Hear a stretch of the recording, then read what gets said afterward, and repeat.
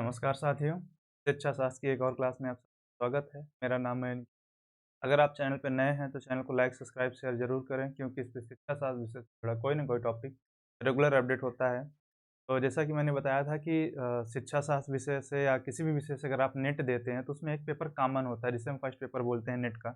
तो मैंने उसकी श्रृंखला शुरू की है जिसमें से कल की जो लास्ट क्लास हुई थी वो टीचिंग एप्टीट्यूड का नॉर्मल इंट्रो था कि शिक्षण अभिक्षमता होती क्या है? तो आज उसी के क्रम में हम आगे चलेंगे कि शिक्षण अभिक्षमता की अवधारणाएँ क्या हैं?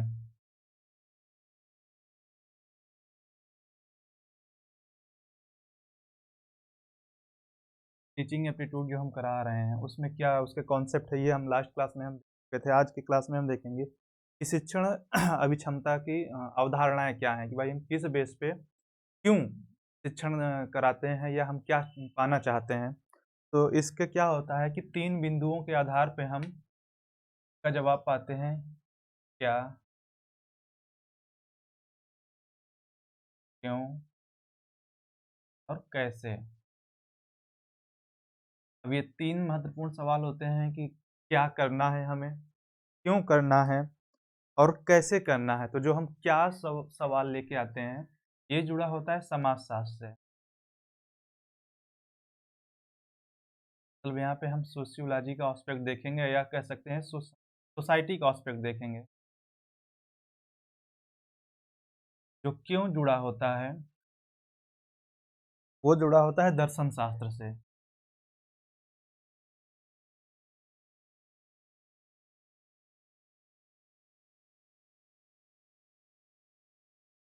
लास्ट में जो कैसे है, ये जुड़ा होता है मनोविज्ञान से।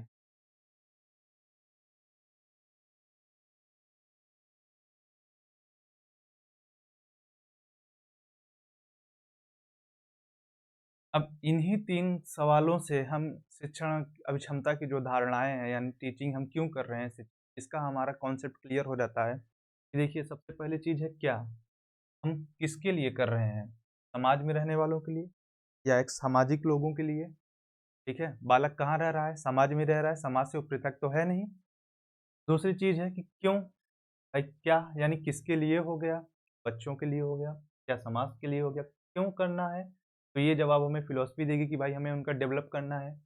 हमें अपनी संस्कृति, अपने कल्चर, अपनी चीज़ों को, रीति-रिवाज़ों को अपने आप को विकसित करते रहना है, समय के अनुसार तैयार करना है और कैसे करना है, ये हमें बताता है हमारा मनोविज्ञान। किन विधियों, किन प्रविधियों, किन मेथड्स का हम यूज़ करके इन चीज़ों को हम पा सकते हैं। अब हम सबसे पहले आते हैं इसके कॉन्सेप्ट पे यानी समाजशास्त्र पे क्या तो इसमें क्या होता है समाजशास्त्र में भाई सबसे पहले आपका परिवार आएगा। परिवार में कौन होगा? आपके माता-पिता होंगे, दादा-दादी होंगे। एक सामान्य परिवार में इतने सदस्य तो होते ही हैं कि आपके माता-पिता होंगे, आपके दादा-दादी होंगे। परिवार के बाद क्या आएगा आपके पास? आस-पड़ोस होगा आपका। आस-पड़ोस के बाद क्या आ जाएगा? आपका समाज आ जाएगा। समाज से आपका क्या बन जाएगा? राज्य बन जाएगा और राज्य से क्या बन जाएगा आपका? राष्ट्र। तो जब इन सभी एस्पेक्ट को हम सोचते हैं कि किस तरीके से हमको इन सब को लेके चलना है कि भाई सभी एक-दूसरे से कोरिलेट हैं। ये सबसे छोटी इकाई होती है परिवार। अगर परिवार ही ना रहे तो फिर कहाँ से चीज़ें बनेंगी? भाई लोग घर में मकान आपने बना दिया लेकिन उसमें रहने वाला नहीं है कोई, तो वो सिर्फ़ एक इमारत हो जाती है। तो उसी तरह यहाँ पे भी है कि सबसे छोटी इकाई भले परिवार होती है लेकिन वहीं से जब कई परिवार इकट्ठा होते हैं तो फिर वो समाज बना लेते हैं, समाज बना लेते हैं, तो फिर राष्ट्र बना लेते हैं। तो हम क्या करते हैं समाजशास्त्र में इस चीज़ को देखने के लिए कोशिश करते हैं कि हमें जो हमारा जो समाज है वो किस प्रकार की शिक्षा चाहता है, कैसे चाहता है, इन सारी बातों को जो हम समझने का प्रयास करते हैं, वो समाजशास्त्रीय दृष्टिकोण का हम यूज़ करते हैं कि क्या करना है हमें। दूसरी चीज़ आती है क्यों करना है हमें, तो जो क्यों करना है वो हमारा देता है दर्शन शास्त्र जवाब।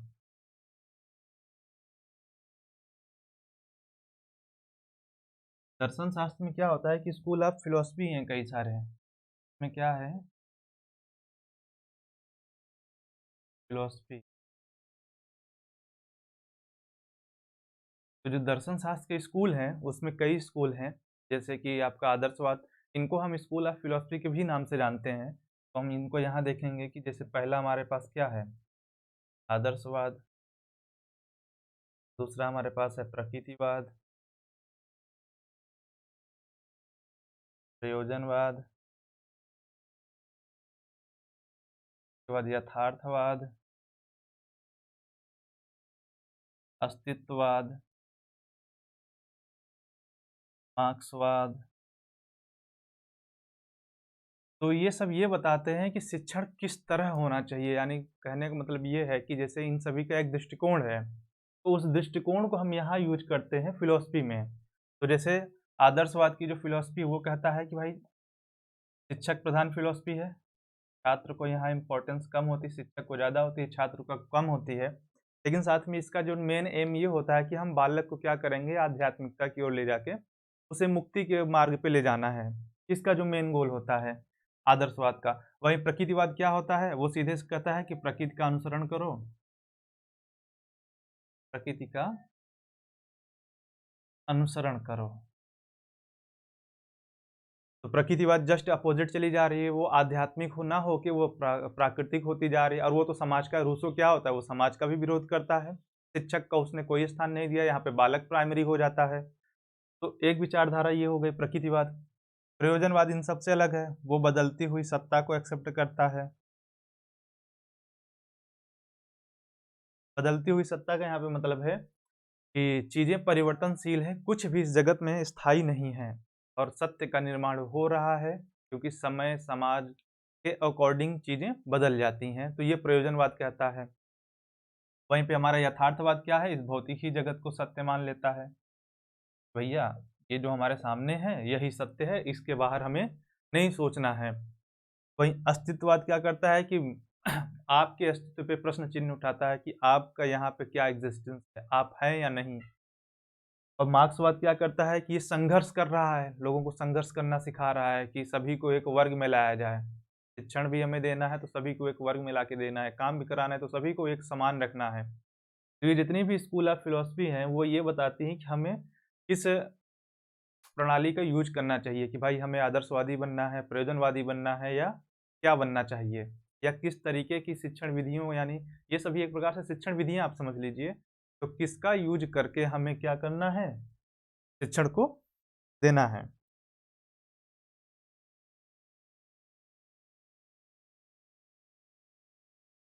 अब अगर हम बात करें मनोविज्ञान की, जो कहता है कैसे, तो सिखाने की जो प्रक्रिया होती है,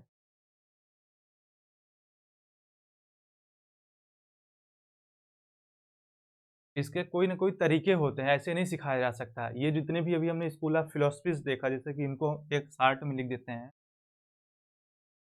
आदर्शवाद से लेके हम यहाँ अस्तित्ववाद तक काउंट करते हैं।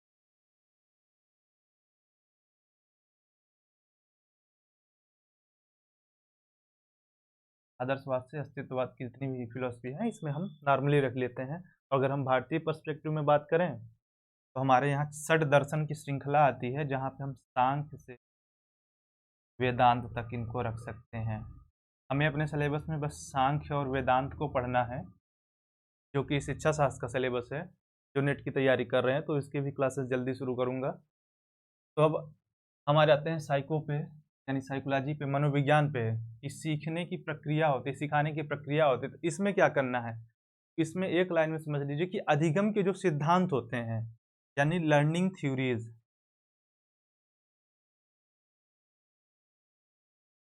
जितनी भी लर्निंग की थ्योरी होती हैं, उन सभी का हम यूज़ करके क्या करते हैं? शिक्षण देते हैं।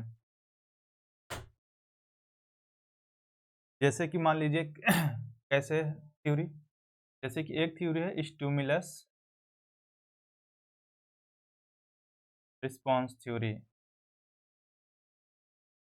तो ये थ्योरी जो बताती है, अब मैं इसका नाम नहीं बताऊँगा, ये आप लोगों के लिए वर्क है कि आप लोग अगर वीडियो देख रहे हैं, पूरा वीडियो जो देखते हैं, तो कमेंट बॉक्स में बताएँगे कि स्टिमुलस रिस्पॉन्स थ्योरी किसकी है। तो स्टिमुलस रिस्पॉन्स थ्योरी ये कहती है कि सामने प्राणी के सामने कोई उद्दीपक रखो, जिसको देख के वो क्या हो, उसको कुछ न कुछ अनुक्रिया करने की इच्छा हो, या ऐसा विशिष्ट उद्दीपक हम सामने रख दें कि उसके प्रति वो अनुक्रिया ज़रूर करे।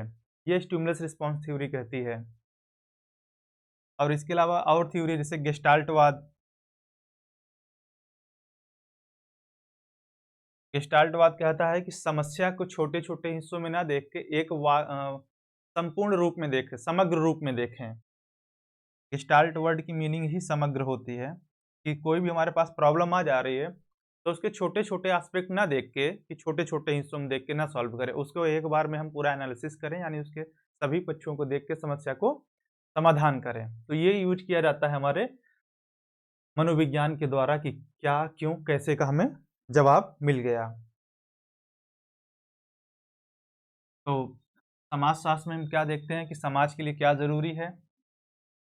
फिर हम जवाब पाते हैं फ़िलॉसफ़ी से क्यों के लिए, क्यों करना है, किस विधियों से करना है और फिर शिक्षण कैसे करना है। इसका जवाब हमें मिलता है स्कूल ऑफ साइकोलॉजिस्ट के अनुसार, या जितने भी अधिगम के सिद्धांत हैं, एक साधारण भाषा में कहें, यहाँ पे स्कूल ऑफ साइकोलॉजी भी है, जैसे संरचनावाद होता है, प्रकार्यवाद होते हैं, तो वो सभी इसमें इंक्लूड हो जाएँगे। अब इसके बाद आ जाता है इसी में टाइप ऑफ एजुकेशन।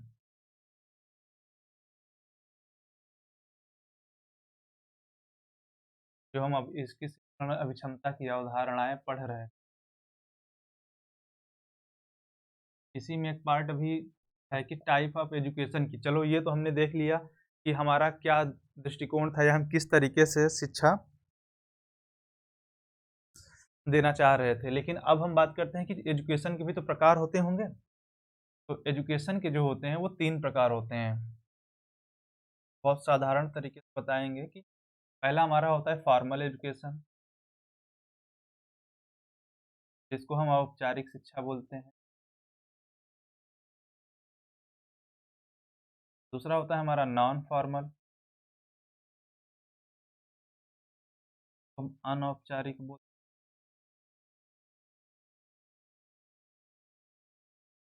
और हमारा तीसरा होता है इनफॉर्मल, हम निरौपचारिक बोलते हैं। अब अगर इनको एक-एक वर्ड में ही डिफाइन कर दिया जाए तो फॉर्मल एजुकेशन का मतलब है कि जहाँ चीज़ें क्या हों, इस स्थिर हों और व्यवस्थित। मतलब एक ऐसी प्रक्रिया जहाँ पे सब चीज़ क्या हो, समय फिक्स हो, समय फिक्स हो, शिक्षक फिक्स हो, पढ़ने वालों का कि मतलब जो छात्र है हमारा सीखने वाला वो उनकी किस क्लास में कितने बजे कौन-सा टीचर आएगा, मतलब सब कुछ एक फिक्स हो, उसी को हम बोलते हैं फॉर्मल एजुकेशन की जहाँ स्थिर और एक व्यवस्थित तरीके से प्रक्रिया चले, को अगर कहते हैं फिक्स, बस एक वर्ड है। सब कुछ क्या हो, एवरीथिंग, सभी चीज़ जो फिक्स होती है उसी को हम बोलते हैं फॉर्मल। नॉन फॉर्मल में क्या होता है कि ये कहीं भी, कभी भी दी जा सकती है। इसको ऐसे समझ लो कि इसका जस्ट अपोज़िट है। फॉर्मल में क्या होता है कि जहाँ हर चीज़ फिक्स हो जाती है, यहाँ पे कुछ भी फिक्स नहीं। तो अगर आप बस में भी बैठे हैं तो क्या पता आपको कोई टीचर मिल जाए, कोई प्रोफ़ेसर मिल जाए, कोई ऐसा साधु संत मिल जाए जो आपको कोई न कोई अनमोल बात ज़रूर बता के चला जाएगा। मतलब इस शिक्षा का एक ऐसा फ़ॉर्मेट है, आप कभी भी कहीं भी सीख सकते हैं। इसीलिए क्या होता है कि इस एजुकेशन को हम लाइफ़ लॉन्ग प्रोसेस कहते हैं। ऐसा नहीं कि वो एक दिन में या एक निश्चित समय के बाद समाप्त हो जाता है। Education is life long process. अब हम बात करते हैं अगर इनफॉर्मल के, तो इन दोनों को अगर हम मिला दें, फॉर्मल और नॉन फॉर्मल को जो मिला दें, तो जो मिल के आता है, बनता है, वो इनफॉर्मल होता है। इसमें क्या होता है कि इसमें एक लचीलेपन का गुण पाया जाता है, जो कि फॉर्मल एजुकेशन में नहीं पाया जाता है। लचीलेपन के गुण पाया जाता है, तो इसमें क्या होता है कुछ चीज़ें फिक्स होती हैं, कुछ चीज़ें फिक्स नहीं होती है। अगर फिक्स होती भी है तो उसमें क्या होता है फ्लेक्सिबिलिटी पाई जाती है, लचीलापन पाया जाता है जिसके कारण आपको सुविधा मिल जाती है। इसका सबसे अच्छा एग्ज़ाम्पल होता है हमारे डिस्टेंस एजुकेशन या हमारे ओपन एजुकेशन। वहाँ पे क्या होता है, ना तो किसी भी चीज़ की एक निश्चित ऐज होती है, ना टाइम होती है। जैसे आप साधारण डिग्री यहाँ पे अगर आप पीजी करते हैं तो 2 साल में पूरा करेंगे। लेकिन वहाँ पे क्या है कि आपको 2 साल से ज़्यादा का समय मिलता है। आपकी तबीयत खराब हो जाती है, आप पेपर छोड़ दिए थे, कुछ भी ऐसी चीज़ हो जाती है, तब भी आपको डिग्री पूरा करने का टाइम मिल जाता है। जबकि यहाँ पे 2 साल का ड्यूरेशन है, अगर आप 2 साल में नहीं करेंगे तो फिर से एडमिशन लेके आइए, 2 साल बाद करिए। लेकिन यहाँ पे क्या है आपको फ्लेक्सिबिलिटी मिल जाती है जिसके कारण क्या होता है कि आप कभी भी कहीं भी सीख पाते हैं। तो ये 3 प्रकार के एजुकेशन होता है। नेक्स्ट क्लास में हम शिक्षण के उद्देश्यों की बात करेंगे। हमने इसका सबसे पहले 2 चीज़ें आज तक कवर कर ली है। शिक्षण क्या है सबसे पहले, ये हमारा हो चुका है। दूसरा, आज हमने इसकी अवधारणाएँ समझी और अगली क्लास में शिक्षण के उद्देश्यों को हम समझेंगे। शिक्षण के उद्देश्य क्या हैं? अगली क्लास में जब हमारी मुलाकात होगी तो हम शिक्षण के उद्देश्यों पे बात करेंगे। और एक बार फिर दोहरा रहा हूँ कि अगर आप चैनल पे नए हैं तो चैनल को लाइक, सब्सक्राइब, शेयर ज़रूर करें, क्योंकि शिक्षा शास्त्र से जुड़ा कोई न कोई टॉपिक रेगुलर अपडेट है।